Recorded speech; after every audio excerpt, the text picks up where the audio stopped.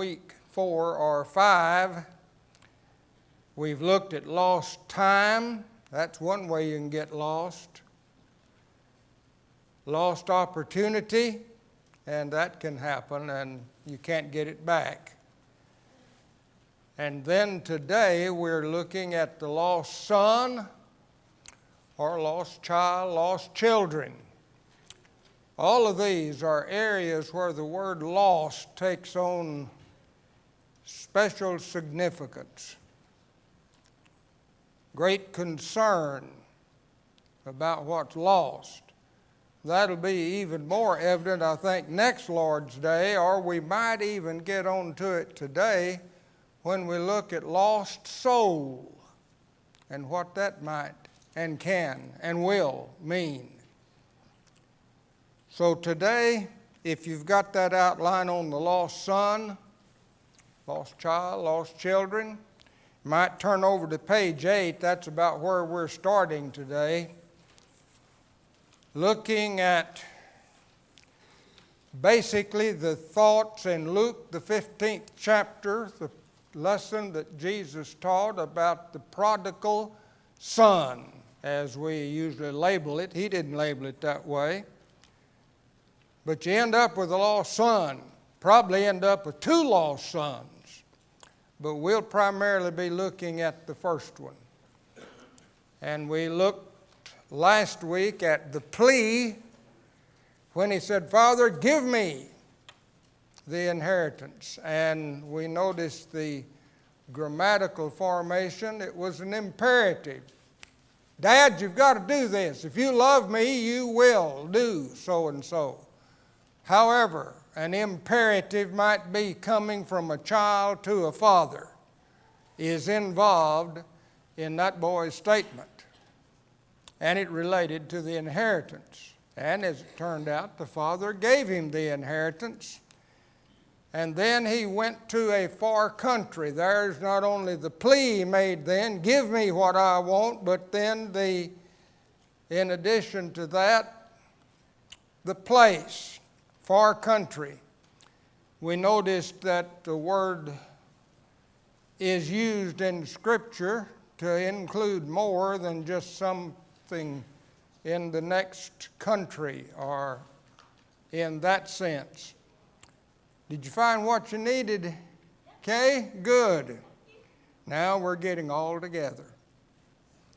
Wasn't it Bob Wills and his talking to his team? He'd say, all together now. Well, here we go.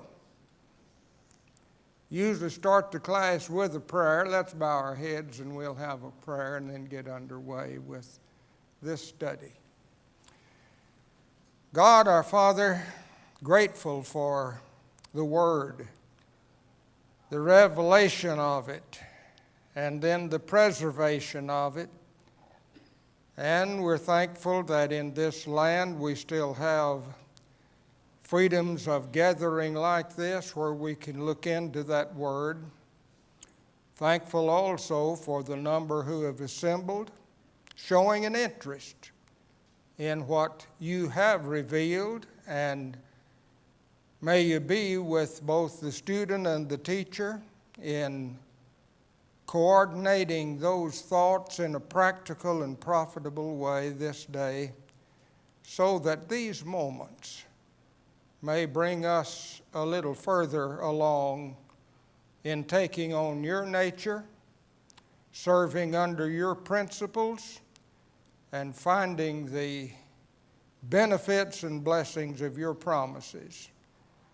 Grateful for your goodness, seek your strength and wisdom and guidance for these moments now in Christ's name. Amen.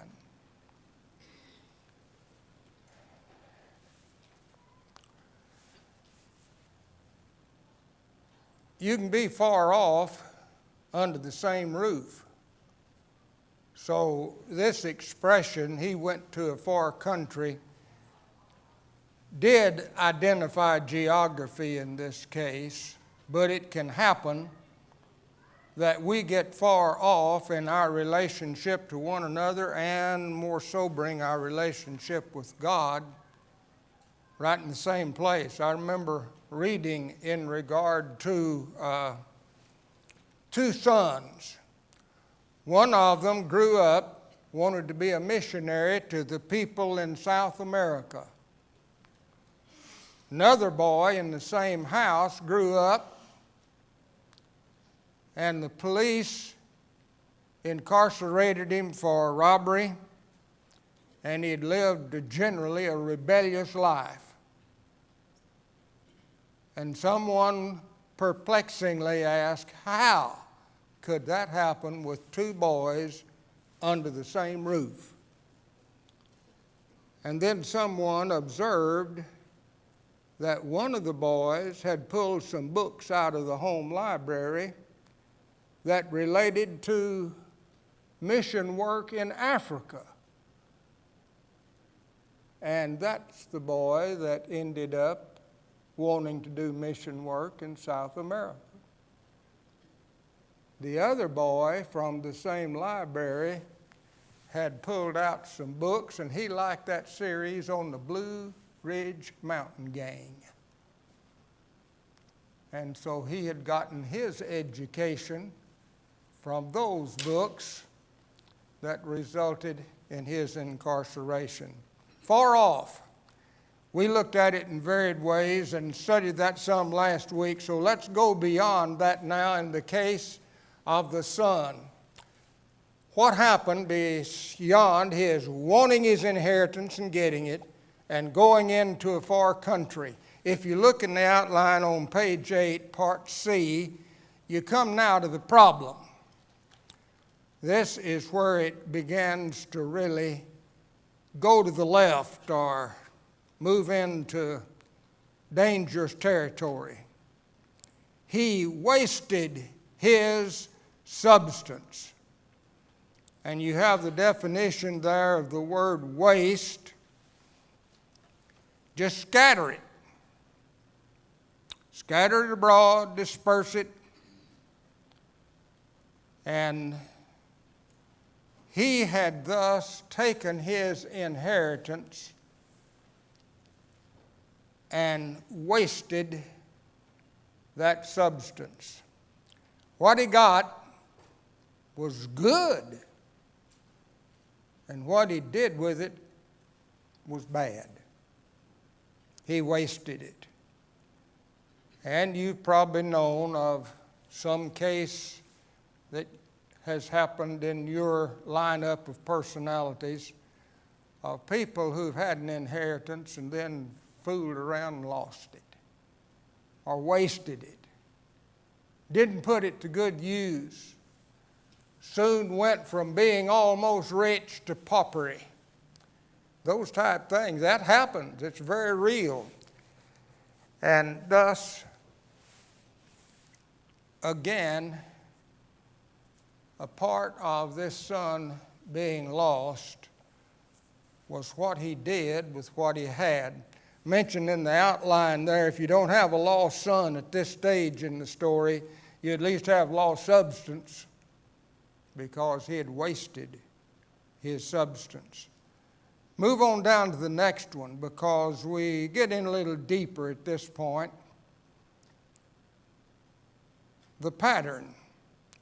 Wasted his substance in riotous living.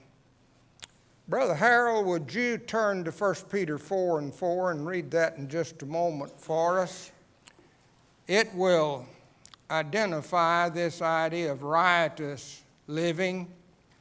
You have the definition there: debauchery, revelry, or riot. All of those words probably bring some scene to your mind of conditions that exist. With revelry, riotously living. 1 Peter 4:4 is in the context where we have the example of Christ who did no sin and the pattern we ought to follow. But then 1 Peter 4:4 points us in another direction. What does that say, Harold? And in all this, they are surprised that you do not run with them into the same excess of dissipation, and they malign you. And give 2 or 3 problems in that. One is the fact you're going into a pattern of dissipation or riotous living, revelry. Everybody have a good time. And some people take that cliche to mean if you don't do what we're doing, you don't have it all together. So they make fun of the one who will not follow that course. They count it strange that you run not with them into the same excess of riot. Excess means you're doing it in a pretty big pattern. And that type thing, you may have some image you'd have in mind about that. I think the guy out in the Spade community where I grew up, he was given 1 or 2 cliches by people. I don't remember exactly what all they called him now, but they weren't good. Is basically he is wild. And he was. And I'm not sure how he got an A model Ford with polished paint, one of those chicka-lucka, chicka-lucka, chicka-lucka. Excellent engine in it. And it was just a pretty piece of mechanical equipment. And I still remember one day a bunch of us were out on the playground just east of the school building, just flat dirt really, most of it, joined in with the tennis court a little further east and the track that you could run the track on off to the south. And he came in there, had 1 or 2 in the Model A with him at a pretty hefty clip, especially for dirt territory, and began doing spins there on the playground. The only problem was, number one, he's about 2/3 drunk or completely. And number two, he got too far, kind of near a sandbar. And so when he did one of his spins and the tire and the wheels and all hit that sandbar, it jerked the vehicle, of course, and turned it over right there on the school ground. And that got everybody's attention right quickly. And here they came climbing out of the top of the vehicle, came out, and I believe there were 3, may have been 4 of them. And they were laughing, and it was a great day. And began to holler and shout for someone to come and help them. They had to get the car straightened up. And about 7 or 8 ended up, picked that A model Ford up and set it back up on its wheels. And in just a moment, the ones that came in it got back in it, and they whirled a time or 2, and out they went.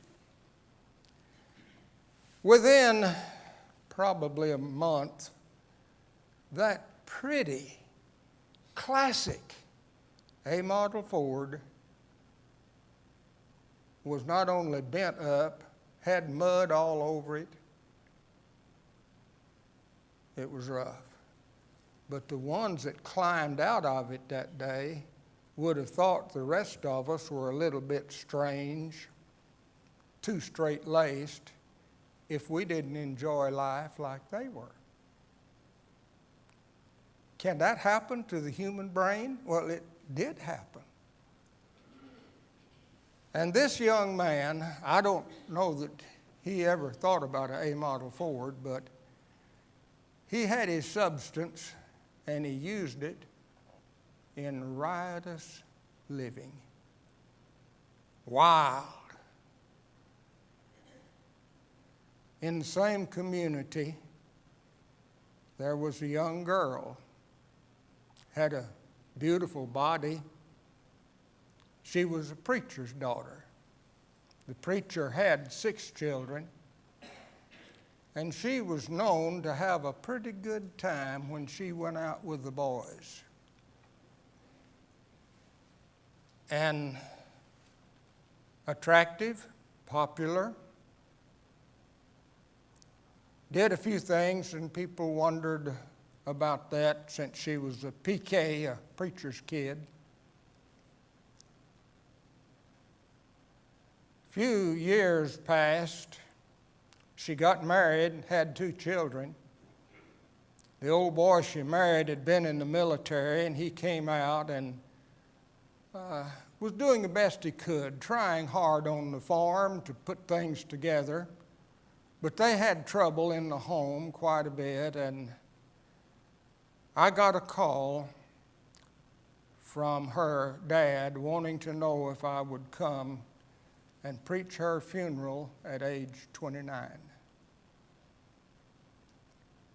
I remember staying up till about 4 o'clock that morning. First of all, I had grown up with her. She was about 2 years older than I was.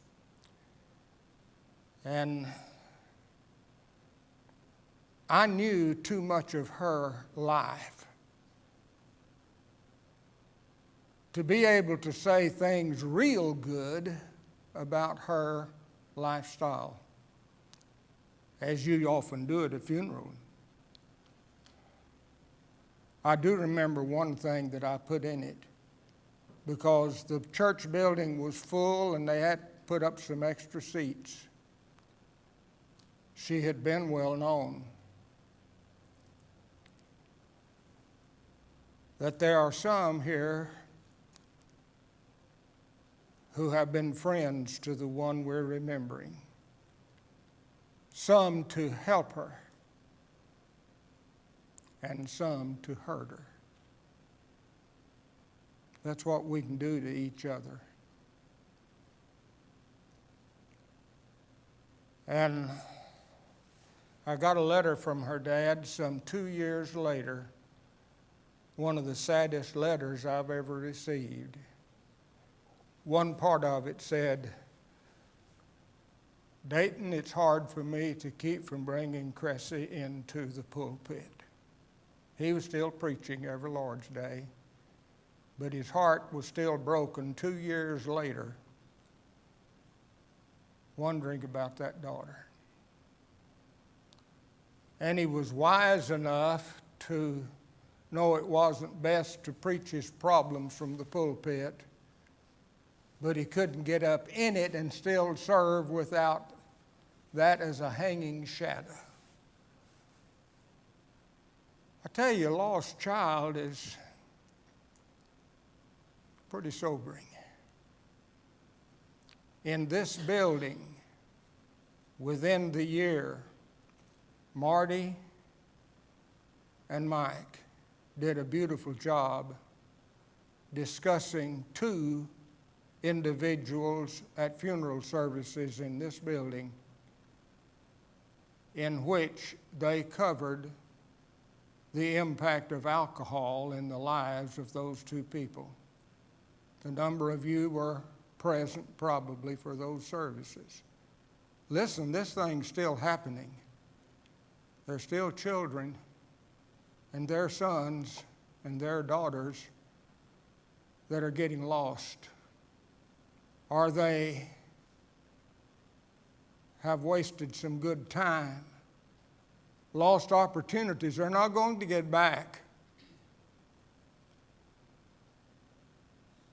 And the concern, though in these 2 services here there were thoughts of repentance, and the Lord is certainly still willing to forgive,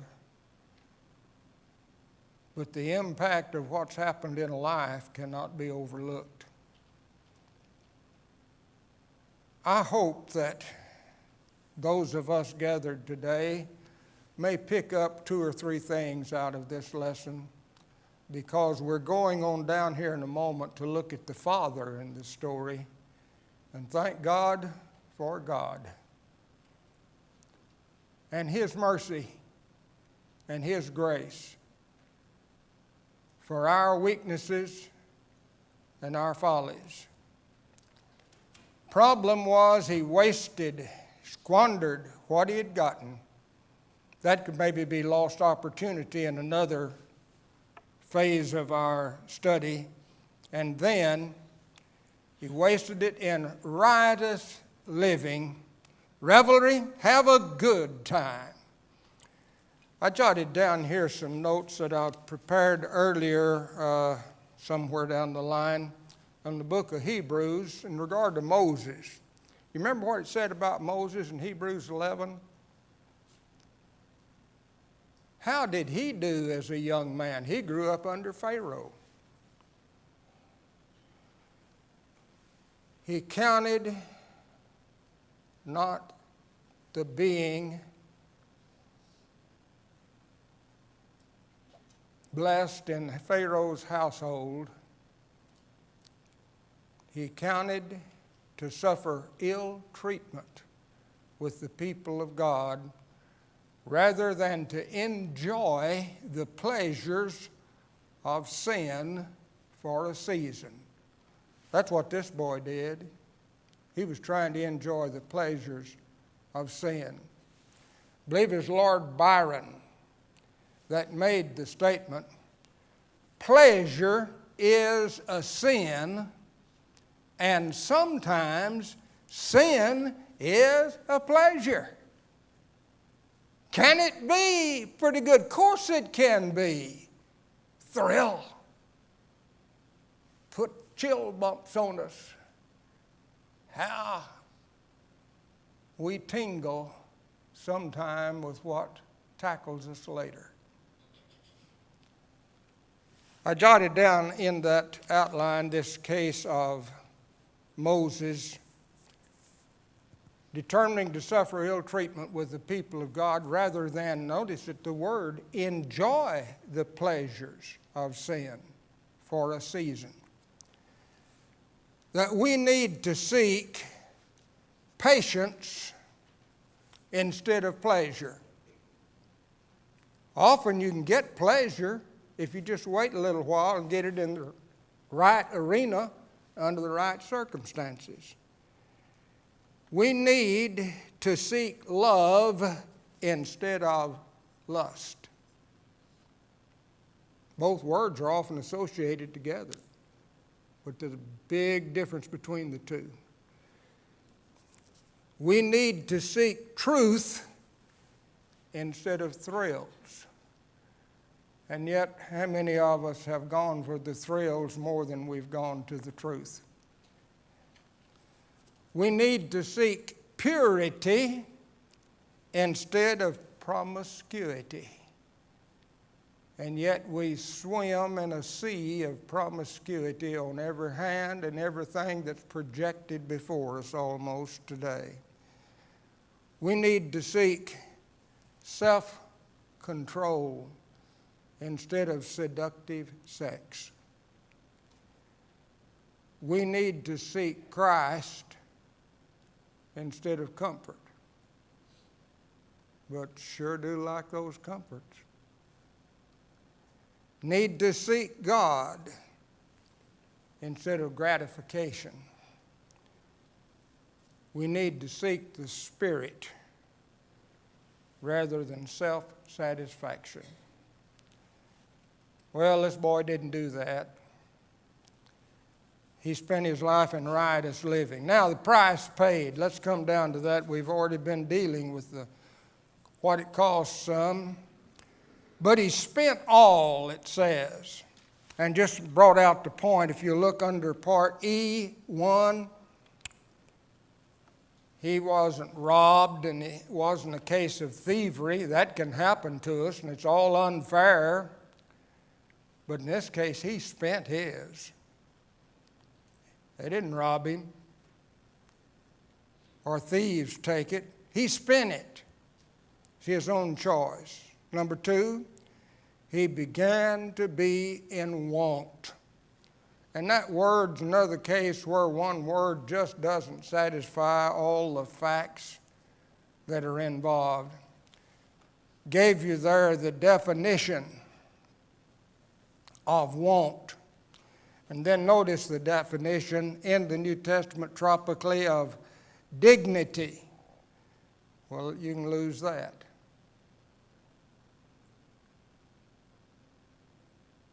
Strength, you can lose that. Want strength, you don't have it.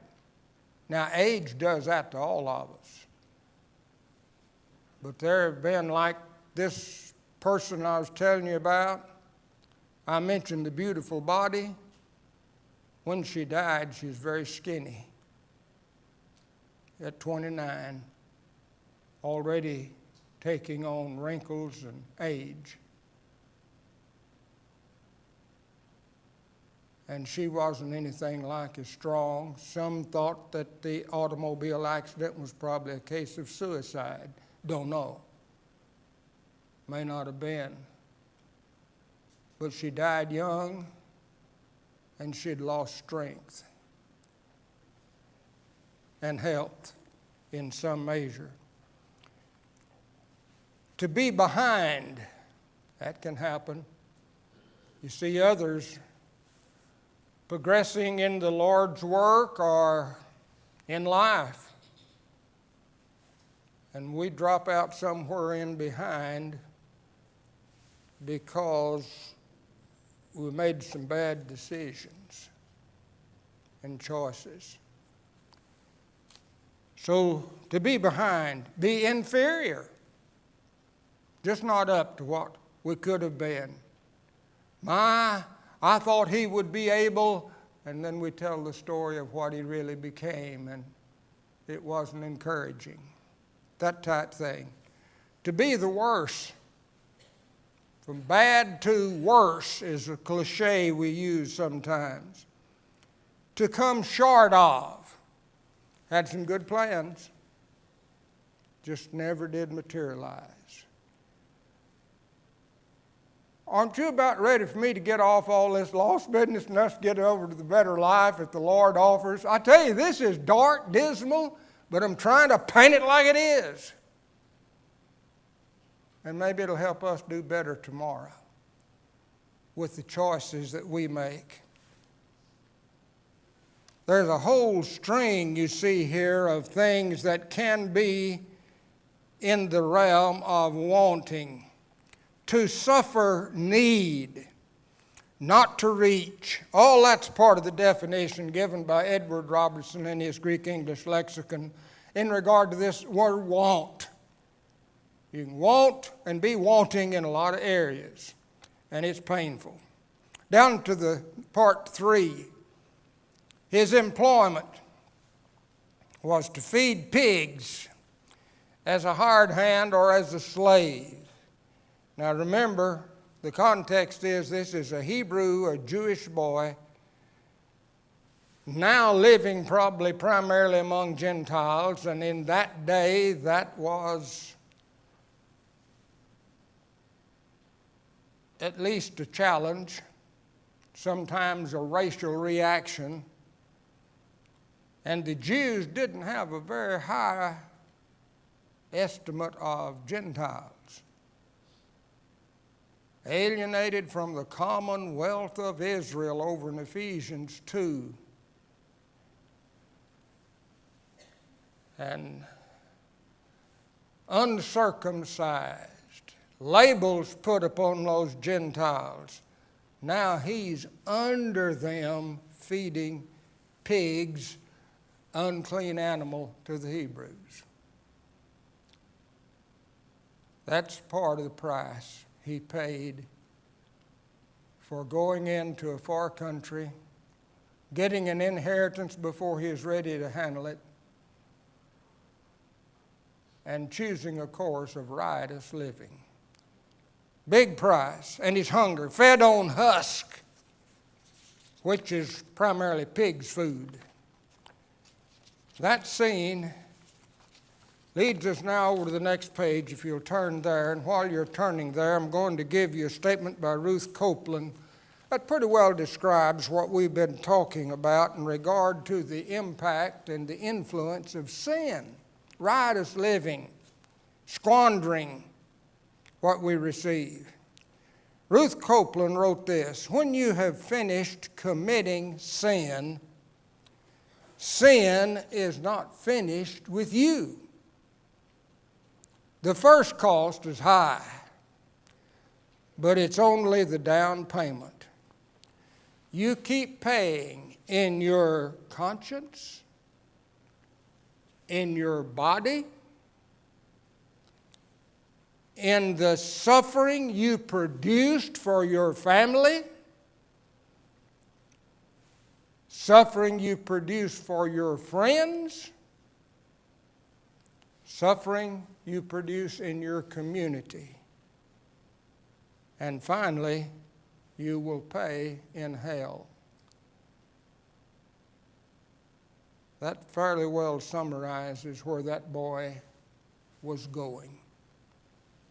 Had it not been for the beautiful change we're going to see as we turn to page 9 of the outline.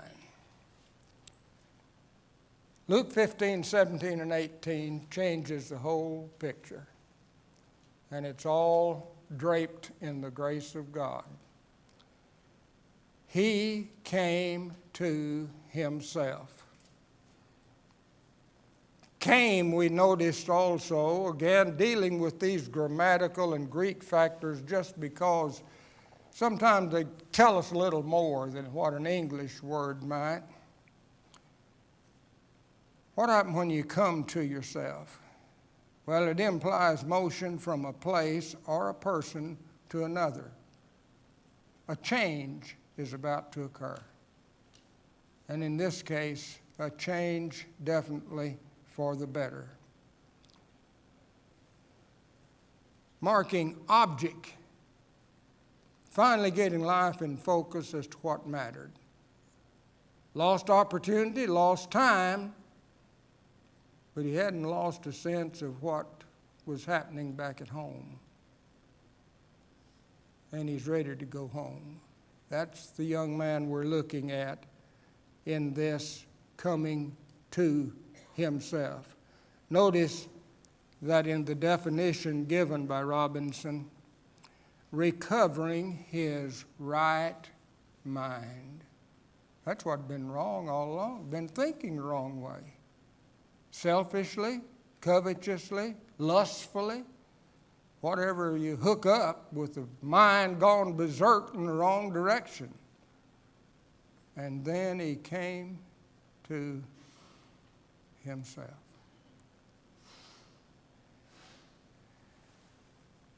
I will go to my Father. He first wanted to go into a far country.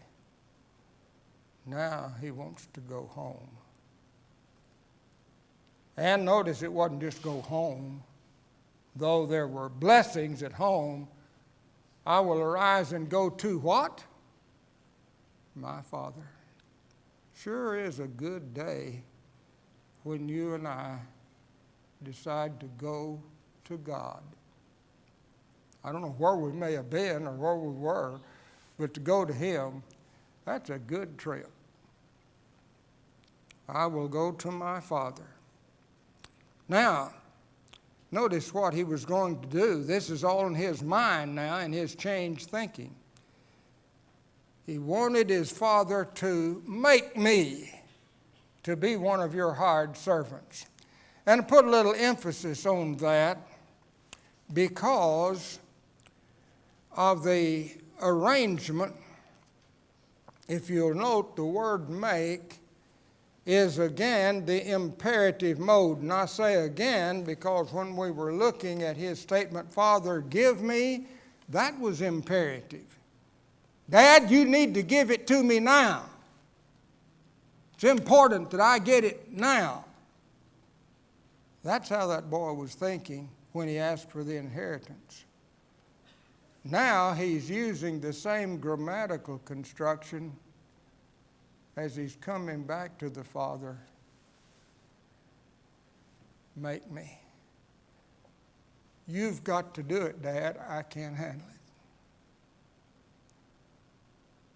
I've made a fool of time and what you gave me. Make me. It's in the imperative, and the same emphasis that he wanted in getting the inheritance is the same emphasis now from a hog pen somewhere in a far country of wanting help from his father. And he didn't even ask to be considered a son. He'd kind of fouled up his rights as a son.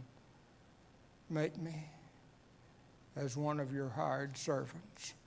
I put down in the outline there at the last of that point, Luke 9:23. If you're not familiar with it, you may want to turn to it, but here's what it says. It's Jesus' statement. If anyone would come after me, what's the next part?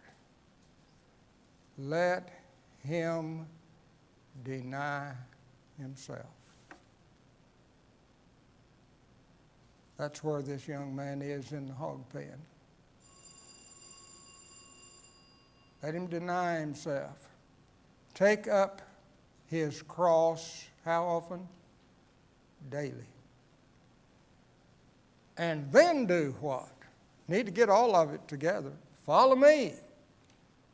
Hereunto were you called, because Christ also suffered for you, leaving you an example that you should follow in his footsteps. If anyone would come after me, let him deny himself, take up his cross daily, and then follow me. All of it's involved. You can't take one without the other, all three of them. Deny self, take up the cross daily, follow me. Time's about up. Look on down in the next section at least. Son was dead. Be dead in varied ways. Isaiah 59, 1 and 2 mentions about how sin separates us from God. Well, we've been separated from the source of life. And you can be dead in that regard. Tropically, it means to be lost, perished, dead to Christ and his gospel, so exposed to punishment and spiritually dead. And then my son was lost, apoluemi, destroy utterly, bring to an end. Of course, he was not brought to an end completely, but one part of his life ended because he is going home. And we'll look at that part next week, Lord willing, as we see the Son go back to the Father.